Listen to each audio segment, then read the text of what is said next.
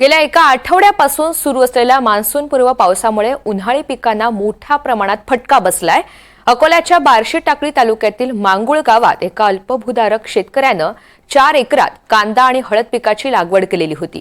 अगदी शेवटच्या क्षणी काढणीला आलेल्या हळद आणि कांदा पिकाचं मोठ्या प्रमाणात या ठिकाणी नुकसान झालंय, ज्यामुळे मांगुळ येथील शेतकरी रमेश काकड यांचं 2 लाख रुपयांपर्यंतचं नुकसान झालंय।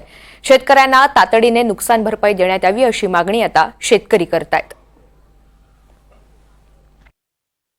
अकोला जिल्ह्यातील अवकाळी पावसामुळे मोठे प्रमाणात शेती पिकाचे नुकसान होत आहे, ज्यामुळे शेतकऱ्यांचे अतोनात नुकसान झाल्यामुळे शेतकरी चिंतेत आहेत। दरम्यान आपण या ठिकाणी पाहू शकता, हे हळद पीक आहे, ज्यामुळे शेतकऱ्याचे मोठे नुकसान झाले आहे।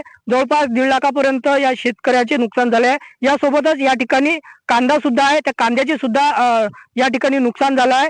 दरम्यान अकोला जिल्ह्यात गेल्या 8 ते 10 दिवसापासून अवकाळी मान्सून हा बरसत आहे, ज्यामुळे शेतकऱ्याचे मोठे नुकसान होत आहे। या संदर्भात अधिक माहिती घेण्यासाठी आपण बार्शी टाकळी तालुक्यातील मांगुळ या गावातील शेतकरी आपल्या सोबत आहेत। काकाजी, काय सांगसाल, नेमकं तुमचं नाव काय आणि किती कांदा आणि हळद पेरली होती, काय सांगाल? माझं नाव रमेश पाटील काकड। मी मांगुळ येथील रहिवासी असून माझी 2 एकर हळद होती आणि 2 एकर कांदा होता आणि आम्ही हा व्यवस्थित हळद साठवणूक करून ठेवली होती। पण एवढं वारं उदान आलं की आपण जेवढं झाकून ठेवलं, व्यवस्थापन करून ठेवलं, पण त्याचा काही उपयोग नाही झाला।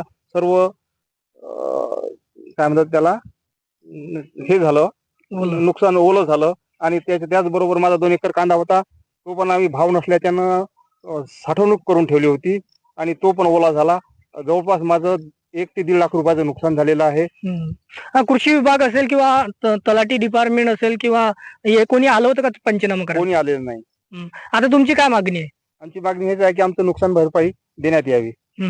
दरम्यान शेतकऱ्याच्या कडून अशी मागणी केली जात आहे की आमचे पंचनामे करून शेती पिकाचे नुकसान भरपाई द्यावी, अशी मागणी सुद्धा मांगुळ या गावकरी शेतकऱ्यांनी केली आहे।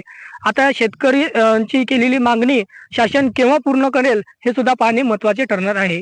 कॅमेरा पर्सन चारू दत्त सोरटेसह योगेश सिरसाट, NDTV मराठी, मांगुळ, बार्शी टाकळी, अकोला।